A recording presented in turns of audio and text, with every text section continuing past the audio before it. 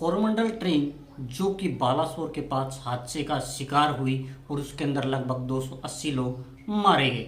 ये जो ट्रेन है वो देश की मशहूर ट्रेनों में इसकी गिनती होती है। यह ट्रेन का जो इतिहास है वो काफ़ी पुराना है। इस ट्रेन की जो स्टार्टिंग है वो 1977 से हुई है और ये ट्रेन हावड़ा के शालीमार स्टेशन से लेकर चेन्नई सेंट्रल स्टेशन तक जाती है और इस दौरान ये काफ़ी लंबी दूरी तय भी करती है। हावड़ा के शालीमार स्टेशन से चेन्नई सेंट्रल तक की जो दूरी है वो लगभग 1662 किलोमीटर आपकी है और ये ट्रेन उसे मात्र 1977 में 23 घंटे 30 मिनट में पूरा कर लेती थी और इस दौरान ये कुछ चुनिंदा स्टेशनों पर ही रुकती थी, जिनके अंदर आपके विजयवाड़ा, विशाखापट्टनम जैसे कुछ स्टेशन थे। लेकिन बाद में बढ़ते समय के साथ, बढ़ती मांग के साथ इस ट्रेन के कुछ स्टेशनों के अंदर बढ़ोतरी भी की गई, जिनके अंदर खड़गपुर जैसे स्टेशन, भद्रक जैसे स्टेशन या जिस स्टेशन पर अभी जिसके पास अभी हादसा हुआ उस स्टेशन को भी जोड़ लें, बालासोर जैसे स्टेशन इसके अंदर ऐड किए गए। लेकिन तब भी इसकी स्पीड कम नहीं हुई। अभी हाल ही क्या इसकी स्पीड की अगर हम बात करें तो इसकी जो टॉप स्पीड है वो है 130 किलोमीटर पर आवर, जो कि एक अच्छी खासी स्पीड होती है। और हादसे वाले दिन भी इस ट्रेन की जो स्पीड थी वो लगभग 128 घंटा पर आवर की स्पीड से ये चल रही थी। हादसा क्यों हुआ, कैसे हुआ, वो एक अलग मैटर है, लेकिन आज हम कोरोमंडल के बारे में पढ़ रहे हैं। कोरोमंडल जो ट्रेन है वो आंध्र प्रदेश जो है, आंध्र प्रदेश के जो कुछ स्टेशन हैं उसके अंदर आते हैं आपके 5 स्टेशन, उसके ऊपर वो रुकती है। उड़ीसा के 7 स्टेशनों के ऊपर ये ट्रेन है वो स्टे करती है और पश्चिम बंगाल के मात्र 2 स्टेशनों पर ये रुकती है।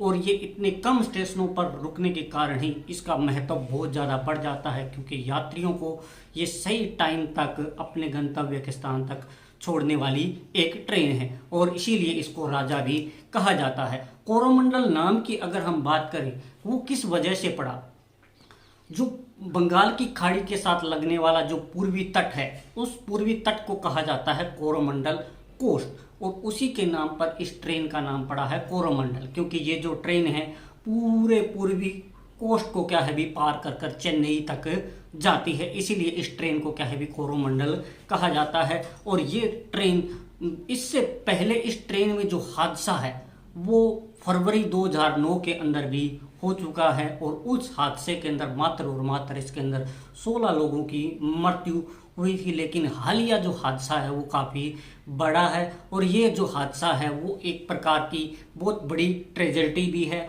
और इसके जो कारण हैं उनके कारणों की जांच सीबीआई कर रही है। सुनने में आ रहा है कि ये जो ट्रेन है वो सिग्नल की वजह से क्या है भी आपकी दूसरी मालगाड़ी के ऊपर चढ़ गई, जिसकी वजह से ये ट्रेन हादसे का शिकार हो गई। मालगाड़ी जो है वो एक जो लूप लाइन होती है उसके अंदर खड़ी थी और ये जो ट्रेन है वो अपनी फुल स्पीड में आ रही थी और ग्रीन सिग्नल होने के कारण होते हुए भी ये जो ट्रेन है वो लूप लाइन में चली गई और लूप लाइन के ऊपर खड़ी मालगाड़ी के ऊपर चढ़ गई, जिसके बाद ये काफ़ी बड़े हादसे का शिकार हो गई है, जो कहीं ना कहीं एक दुखद घटना भी है। और इसके ऊपर जैसे ही हमारे देश के जो रेल मंत्री हैं उनको सूचनाएं मिली, वो मौके पर पहुंचे, राहत और बचाव कार्य पूर्ण रूप से पूरा कर लिया गया है। अब वापस जो कोरोमंडल एक्सप्रेस है वो स्टार्ट हो चुकी है, वो अपनी दिनचर्या पर वापस लौट चुकी है और लोग वापस जा, लेकिन जो चले गए हैं उनकी हानि को कभी पूरा नहीं किया जा सकता है।